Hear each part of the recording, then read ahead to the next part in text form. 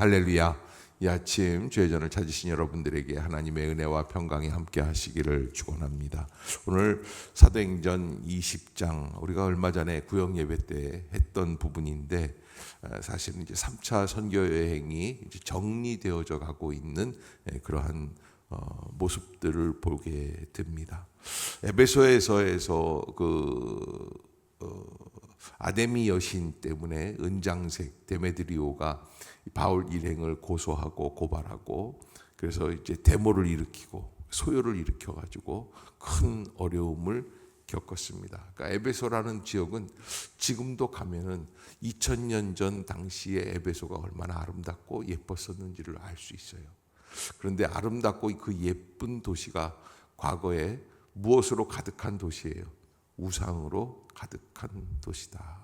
그래서 에베소서를 이렇게 보면은 특별히 바울이 에베소를 이렇게 우리에게 말씀을 하시면서 이게 참 에베소에 이런 부분이 있구나라는 것을 우리가 이렇게 뭐라 그럴까요? 심상치 않게 봐야지 되는데 에베소서 6장에 보면은 바울은 이런 말씀들을 하고 있어요. 끝으로 너희가 주 안에서 그 힘의 능력으로 강건하여지고 마귀의 간계를 능히 대적하기 위하여 하나님의 전신갑주를 입으라. 그 다음에 이제 그 유명한 에베소서 6장 12절이 우리의 씨름은 혈과 육을 상대하는 것이 아니요 통치자들과 권세들과 이 어둠의 세상 주관자들과 하늘에 있는 악의 영들을 상대함이라. 에베소 지역에서 얼마나 우상들 영적인 침해를 받으면서 그 바울 사도가 깨달았던 게 이 지역에서 살아남기 위해서는 어떻게 해야 돼요? 영적 무장을 해야지 되겠다라고 하는 것을 강조하고 또 강조하는 거죠. 아데미 여신이라는 것은 제우스의 딸이라고 하는데 아주 강력한 우상 숭배의 현장이었고 그 우상 숭배와 더불어 성적인 타락이 에베소 전 지역을 뒤덮고 있었다라고 할 수 있습니다. 그런 악한 역사들 속에서 바울은 에베소뿐만 아니라 아시아에 있는 믿음의 사람들을 거듭나게 하고 구원하기 위하여서 어떻게 해야지 되느냐. 여기 이렇게 보면은 에베소 6장 13절에 그러므로 하나님의 전신갑주를 취하라 그랬어요. 따라해 봅시다. 그러므로 하나님의 전신갑주를 취하라. 아멘. 파노플리아, 그래서 모든 공격에 방어를 하기 위해서 입는 철로 만든 갑옷을 의미합니다. 이 방패, 갑옷, 이런 방어 무기로 무장한 완전한 군장 상태, 전신갑주. 우리가 하나님 앞에서 육적으로만 생각하면 안 되고 영적으로 깨어 있어요. 그래야 하나님의 뜻을 감당해 나갈 수 있는 그런 믿음의 역사가 나타난다. 그래서 여기 오늘 14절에 보면은 이렇게 돼 있어요. 그런즉 서서 진리로 너희 허리띠를 띠고 의의 호심경을 붙이고 평안의 복음이 준비한 것으로 신을 신고 모든 것 위에 믿음의 방패를 가지고 이로써 능히 악한 자의 모든 불화살을 소멸하고 구원의 투고 성령의 검 곧 하나님의 말씀을 가지라. 그러면서 이 모든 것들이 다 하나가 일치가 이루어지기 위해서 우리가 영적으로 잊지 말아야 될 게 에베소서 6장 18절인데요. 한번 찾으신 분들은 한번 읽어볼까요? 에베소서 6장 18절 시작. 모든 기도와 간구를 하되 항상 성령 안에서 기도하고 이를 위하여 깨어 구하기를 항상 힘쓰며 여러 성도들을 위하여 구하라. 아멘. 그래서 기도가 완성이에요. 우리가 하나님 앞에서 신앙생활할 때 이 성도의 신앙의 상태를 알기 위해서 가장 중요한 척도가 하나님 앞에서 기도하는가 안 하는가, 기도에 깨어 있는가 아닌가, 이 기도를 소중히 여기는가 아닌가. 요즘은 기도에 대해서 많은 사람들이 잊어가고 있는 시대. 그래서 밥 먹을 때도 밥 먹을 때조차 기도 안 하고 먹는 사람들도 많이 있습니다. 하루를 시작하는데 기도하지 않고 하루를 정리하는데 기도하지 않고. 그래서 기도라는 것은 우리의 믿음의 완성이다. 예수님도 모든 기적들을 일으키시고 모든 말씀들을 말씀해 주셨지만 그러나 가장 중요한 거 홀로 있을 때에 밤중에 십자가를 앞에 놓고 겟세마네 동산에서 뭐 하셨습니까? 땀방울이 핏방울 떨어지는 것처럼 그렇게 기도하셨다라고 하는 거예요. 자, 이렇게 이런 큰 역사를 마치고 이제 20장에서 바울이 소요가 그침에 바울은 제자들을 불러 권한 후에 작별하고 떠나 어디로 갔다? 마게도니아로 갔다. 저 그리스 북부 지역으로 올라갔다는 거예요. 왜? 터키로 넘어가기 위해서. 그래서 마게도니아 그 지방으로 다녀가며 여러 말로 제자들에게 권면하고 헬라에 이르러 거기 석 달 동안 있다가 그랬어요. 헬라라고 하는 여기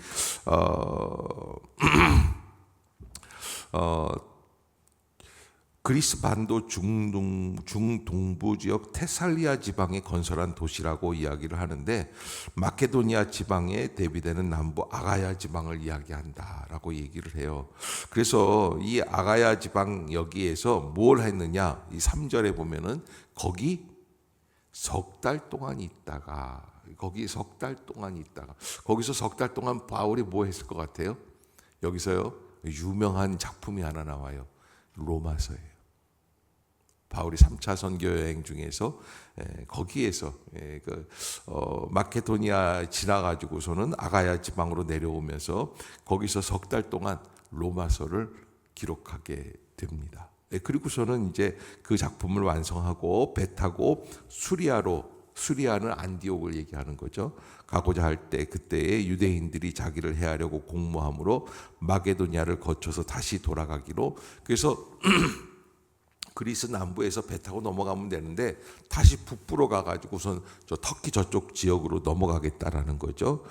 그렇게 해서 이런 어려움들이 있는 바울을 그냥 보내지 않고 여기 보면은 이제 4절에 바울과 함께 했던 사람들 이름들이 나오게 되어 있어요. 그래서 이게 좀 목사님 혼자 보내는 건 너무 위험하니까 함께 가겠다. 그래서 4절에 보면 아시아까지 함께 가는 자는 베레아 사람 브로아의 아들 소바도와 데살로니가 사람 아리스타고와 세군도와 더베 사람 가이오 및 디모데와 아시아 사람 두기고와 드로비모라. 이게 7명의 일꾼들이 함께하는 모습을 보게 됩니다. 여기 이제 이 사도행전 20장 4절에서 나오는 이 이름들 가운데 아주 유명한 사람들 몇 사람이 있죠. 여기 보면은 소시바더 이렇게 베레아 사람 브로아의 아들 소바더라는데 소시바더라는 사람인데 이 사람도 유명하고 여기 보면 가이오 장로라고 하는 사람이 나와요. 가이오 아주 더베 지역에서 유명했던 장로인데 그리스 전 지역을 통과를 하면서 정말 요한 3서에서 사랑하는 자여 내 영혼이 잘된 같이 내가 범사에 잘되고 강건하기를 간구한다라고 했던 그 장로가 바로 이 가이오예요. 그만큼 유명했던 분인데 그가 하나님의 은혜 가운데 바울과 함께 동행하려고 했던 모습들 그리고 디모데 제자를 알고요. 그런 여러 가지 기타 등등 이런 아주 아름다운 사람들이 함께 하면서 바울을 지키고 또 함께 동행하는 모습들을 보게 됩니다. 그렇게 해서 이제 드로아 형의 5절에서 드로아는 지금 이제 우리가 영화에서 봤던 트로이라고 하는 지역을 얘기합니다. 우리를 기다리더라. 그래서 우리는 무교절 후에 빌립보에서 배로 떠나 닷새만에 트로이에 있는 그들에게 가서 이 7일을 머물게 되었다. 그렇게 해서 트로이에서 이제 다시 한번 무슨 역사가 또 하나 있냐면 여기 이제 첫날에 그 주간의 첫날에 이게 주일이에요. 안식일 지난 다음 첫날. 그래서 첫날이라고 얘기를 했는데 이 주일입니다. 우리가 떡을 떼려 하여 모였더니 바울이 이튿날 떠나고자 하여 강론할새 강론이 길어져 가지고 밤중까지 계속 설교하기 시작을 했어요. 그래서 유두고라고 하는 청년이 떨어져 죽지 않습니까? 근데 다시 살려냈다는 거예요. 그래서 12절에 보면 사람들이 살아난 청년을 데리고 가서 적지 않게 위로를 받았더라. 그렇게 하면서 13절 우리는 앞서 배를 타고 아소에서 바울을 태우려고 그리로 가니 이는 바울이 걸어서 가고자 하여 트로이에서 아소까지 약 70km 하루에 20km씩 걷는다면 2, 3은 6, 한 나흘을 꼬박 걸어야지만 되는 그런 먼 길인데 바울이 홀로 걸어갑니다. 많은 학자들이 여기 사도행전 20장에서 13절에 나오는 바울이 홀로 걸어간다라는 건 왜 그랬느냐 말이죠.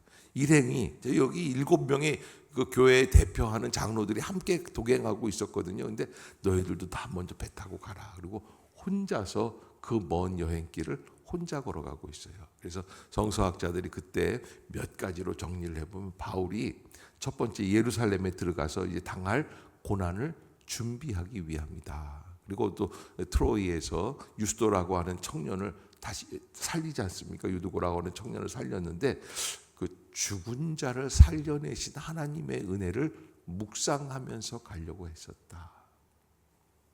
그리고 앞으로 자기가 당할 어려움에 대해서 다시 한번 정리해 놓고 하나님께 기도하면서 주여 이 잔을 내게서 지나가게 하옵소서라고 하는 기도를 드리지 않았을까. 우리는 신앙생활 하다 보면요, 막 그냥 친구들과 어울려서 함께 웃고 떠들고 같이 뭐 차 마시러 가고 함께 이야기를 하고 뭐 이런 것들이 참 즐거울 때가 많이 있습니다. 그런데 진짜 중요한 신앙의 핵심은 나와 성령 하나님 둘만 남았을 때. 그래서 진정한 믿음의 사람들은요, 누군가 내가 함께 하고 있다, 함께 하지 못한다 이런 걸 떠나서 내가 주님과 함께 하고 있는가. 아멘. 글로 돌아가야지 돼. 그래서 사람들이 나와 함께 하느냐 못하느냐에 대해서 불안해하지 말고 가장 중요한 건 내가 예수 그리스도 성령 하나님과 함께 하고 있는가. 그 일에 우리가 아주 굉장히 중요한 마음을 쏟아내야지 되죠. 그래서 주와 함께라면 어디든지 갈 수 있다라고 하는 마음을 회복할 수 있어야만 합니다.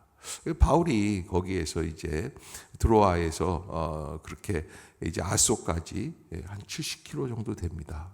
그런 지역을 이렇게 걸어서 홀로 가면서 하나님 앞에서 묵상하면서, 그래서 이 14절에 보면 바울이 아소에서 우리를 만났다. 우리가 배에 태우고 미둘레네로 돌아가게 되었다. 이렇게 해서 이제 다시 아소에서 만나가지고 배에 올라타고 그리고서는 미둘레네로 가게 되고, 그러면서 이제 쭉 지나서 다시 이제 에베소를 지나 배 타기로 작정하였지만 그러나 오순절 안에 예루살렘에 이르려고 급히 서둘러서 이제 가게 됩니다. 그러면서 이제 17절부터 그 이제 배를 타고 이제 예루살렘을 향해서 막 가야지 되는 그 바울의 급한 발걸음. 바울이 이번에 느끼는 게 느낌이 있어요. 아하, 이번에 내가 가면은 혹시 죽을 수도 있겠구나. 그것을 느끼는 바울이 밀레도에서 사람을 에베소로 보내가지고 에베소에 있었던 장로들을 다 불러 모으고, 그리고서 이제 여기서 이제 그들을 권면하고 신방하고 또 격려해주는 이야기가 이제 시작이 됩니다. 그게 이제 18절부터 오매 그들에게 말하되 아시아에서 들어온 첫날부터 지금까지 내가 항상 여러분 가운데서 어떻게 행하였는지를 여러분도 아는 바다. 그렇게 이야기하면서 바울이 그들과 함께 어떻게 했는가라는 걸 쭉 이야기하고 22절 23절 시작. 보라 이제 나는 성령에 매여 예루살렘으로 가는데 거기서 무슨 일을 당할는지 알지 못하노라. 오직 성령이 각성해서 내게 증언하여 결박과 환난이 나를 기다린다 하시나. 그 길을 향해서 가는 거예요. 그리고 에베소 장로들을 만나서 권면하고 부탁해주고 있는 것이죠. 그리고 마지막을 어떻게 정리하기를 원하는가 하기 이제 유명한 24절 말씀입니다. 사도행전 20장 24절. 우리가 항상 무슨 임직식이나 아니면 뭐 이제 은퇴식이라든지 뭐 이런 거 할 때 꼭 듣는 말씀들인데 24절 시작. 내가 달려갈 길과 주 예수께 받은 사명 곧 하나님의 은혜의 복음을 증언하는 일을 마치려 하면은 나의 생명조차 조금도 귀한 것으로 여기지 아니하노라. 아멘. 아멘. 여러분, 이 바울의 고백이지만 우리 모두의 고백이 될 수 있기를 주의 이름으로 축복합니다. 여러분, 우리가 하나님 앞에서 이 바울이 전한 복음 때문에 우리가 지금까지 예수 그리스도의 복음을 받아들이게 됐거든요. 그런데 이렇게 예수님의 복음을 받아들인 다음부터는 어떻게 해야 되느냐? 우리도 이렇게 살려가는, 내가 달려갈 길과 주 예수께 받은 사명 곧 하나님의 은혜의 복음을 증언하는 일을 마치려 하면, 마친다라는 것은 무슨 이야기냐면 테텔레스타이, 완전히 이루는 거예요. 온전하게 이루기 위해서는 내가 해야 될 게 있어요. 나의 생명조차 조금도 어떤 것으로 귀한, 가장 소중한 게 뭐예요? 나의 생명이에요. 그런데 그것조차도 귀한 것으로 여기지 않는다. 그러면서 이제 바울은 아주 담대하게 이렇게 25절에 보라 내가 여러분 중에 왕래하며 하나님의 나라를 전파하였으나 이제는 여러분이 다 내 얼굴을 다시 보지 못할 줄을 아노라. 못 본다는 거예요. 어떻게 이런 이야기를 할 수 있었을까 하는 것, 참 이게 참 대단하다 생각을 하고요. 그러면서 이제 바울이 지금까지 이 에베소 지역, 아시아 지역에서 어떻게 사역을 하고 그들과 함께 어떻게 동행했는지에 대해서, 나는 또 여러분들의 있는 모든 어려움이나 고난에서 또 나는 내가 참 깨끗하다라는 이야기를 하면서 그런 이야기들을 쭉 하고, 그리고서는 36절 시작. 이 말을 한 후 무릎을 꿇고 그 모든 사람들과 함께 기도하니 다 크게 울며 바울의 목을 안고 입을 맞추고 다시 그 얼굴을 보지 못하리라 한 말로 말미암아 더욱 근심하고 배에까지 그를 전송하니라. 아멘. 그러니까 여러분, 기독교의 복음의 역사 속에서는 사람이 내가 이 복음을 증거하다가 끝날 수도 있겠구나라는 게 당연한 거예요. 당연한 거예요. 그리고서는 복음의 역사는 계속 흘러가게 돼 있어요. 내가 죽느냐 사느냐 각오를 하고 있느냐 없느냐, 이게 문제예요. 그것이 하나님의 은혜 가운데 내가 하나님 앞에 영광을 돌리면서 그렇게 그 일을 감당해 나가는 바울의 모습들을 보게 되는 것이죠. 우리는 뭐 만약에 이렇게 누가 죽었다 그러면 큰일 난 줄 아는데 복음 안에서는 그게 너무나 자연스러운 일들이고, 선교사님들이 수천 명이 모여 있을 때 보면은 뭐 특히 인도나 이 힌두교라든지 아니면 이슬람이라든지 급진파들이 모여 있는 지역에 파송되어 있는 선교사님들이 계신 지역에서는 어려움들이 많이 있습니다.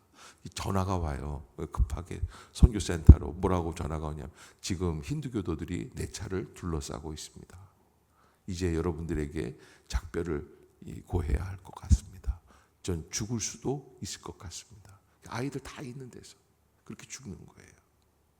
복음을 증거하며 복음을 가지고 살아가면서 마지막까지 최선을 다하려고 하는 그런 우리 신앙인들의 모습들을 여러분들이 잊지 마시고, 나는 도대체 무엇을 위해 사는 사람인가?